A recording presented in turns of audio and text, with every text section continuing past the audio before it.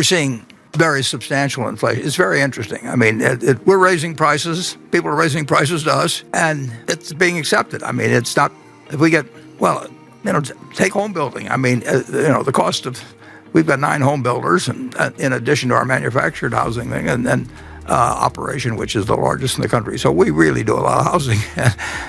The costs are just up. Steel costs, just every day.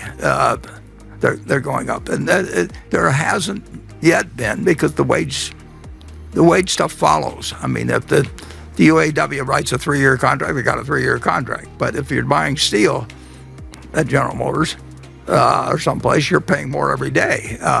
So it's an economy really. It's red hot. I mean, and we weren't expecting it. I mean, all our companies, when they thought when they were allowed to go back to work, at our various operations, we closed the furniture stores. I mentioned, they were closed for 6 weeks or so on average, and they didn't know what was going to happen when they can't stop people from buying things, and we can't deliver them. And they say, well, that's okay, because nobody else can deliver them either, and we'll wait for 3 months or something of the sort. But the backlog grows, and then we thought it would end when the $600 payments ended, and I think, around August of last year. It just kept going, and it keeps going, and it keeps going, and it keeps going. And I get the figures every week. I call, or Bumpkin calls me, and we go over day by day what happened at 3 different stores in Chicago and Kansas City and Dallas, and it just won't stop. People have money in their pocket, and they pay the higher prices, and when carpet prices go up in a month or two, we announced a price increase for April. For our costs are going up. Supply chains all screwed up, for all kinds of people. But it's almost a buying frenzy, except certain areas you can't buy yet. You really can't buy international air travel, and so the money is being diverted from a piece of the economy into the rest, and everybody's got more cash in their pocket except for, meanwhile, it's a terrible situation for a percentage of the people. This suit, I haven't worn a suit, for a year practically, and that means that the dry cleaner nearest just went out of business. I mean, and nobody's bringing in suits to get dry cleaned, and nobody's bringing in white shirts. The place where my wife goes, it's the small business person. If you didn't have takeout and delivery services for restaurants, you got killed. On the other hand, if you've got takeout facilities, you've done, same source sales of Dairy Queen are up a whole lot, and they adapted. And it is not a price-sensitive economy right now in the least, and I don't know exactly how one shows up in different price indices, but there's more inflation going on quite a bit more inflation going on than people would have anticipated just 6 months ago or thereabouts.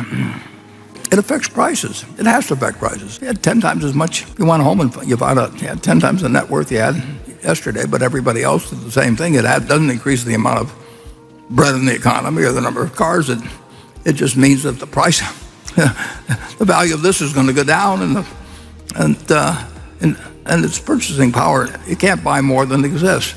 So it's a very strange period where we had lots of money sent out to people. One way or another we're getting it. They didn't find as many things to buy as before, and we had supply chain disruption. We have all these things happen.